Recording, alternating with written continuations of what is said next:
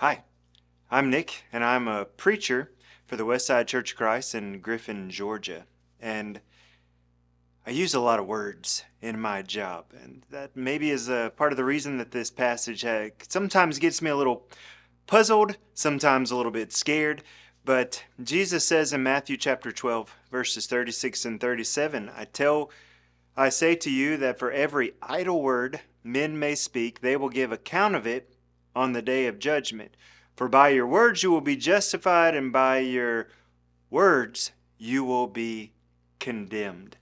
I'm pretty sure that I say quite a few careless words probably every single day. And maybe you do too. Maybe an offhanded remark to your spouse, your child, your coworker, maybe other people, friends that you come into contact with. And some of our words are very carefully thought out. We say them, but we don't say them until we've had a chance to thoroughly think about what we are going to say and lay out the words.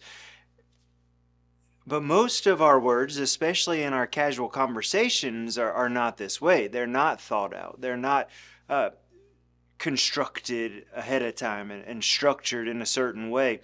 So what does Jesus mean here? Does he mean to say that our innocent small talk is wrong? Like when we're talking about, I don't know, last night's rain or the football game this weekend?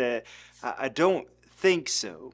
And maybe perhaps it helps to see what Jesus said before this, and maybe that'll help clear some things up. So let's scoot back to Matthew chapter 12, verses 33 through 35. Either make the tree good and its fruit good, or make the tree bad and its fruit bad, for a tree is known by its fruit. Brood of vipers, how can you, being evil, speak good things?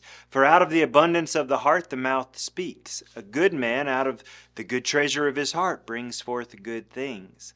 And an evil man out of the evil treasure brings forth evil things. Jesus is saying here that our words matter because it shows what is in our hearts. Good people say good things, bad people produce evil speech. And so there's an important implication here.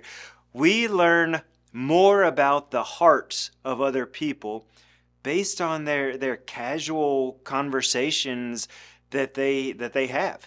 Now, take me for instance, and when I'm preparing a sermon or even preparing one of these talks, I have thought about what I'm going to say. I have notes in front of me that help me to say the things that I have prepared ahead of time. And I've thought a lot about the things that I'm going to say. I may not stick with it 100%, but I've laid these things out. I have structured these things. But if you hear me in a casual conversation with my family, with my friends, with my coworkers, you're going to learn a whole lot more about what is actually in my heart than you are when I am speaking from something that I have prepared ahead of time. I've reworked these words on this page several times, but my careless words, the ones I use in normal conversation, are much more likely to reflect the real me.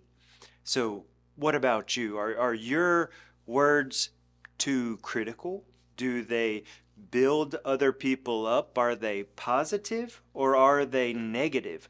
Our words matter, but mostly because they say something about what is in our hearts.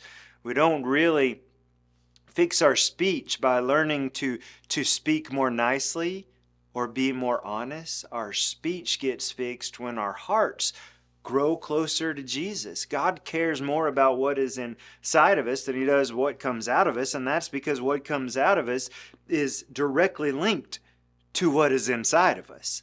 Now, we need to work on our hearts, and we do that by spending time with the Lord. Whether we're spending the time in his word, which is absolutely necessary, spending time in prayer, which is absolutely necessary, loving him, praising him more, wanting more to please him every single day. What Jesus said should cause us to think before we speak. avoiding the careless words altogether, but it should especially cause us to look to Him, to ask for wisdom, to have more knowledge of His Word, so that we can take control of our hearts. That's where the words, good or bad, actually come from. Thank you.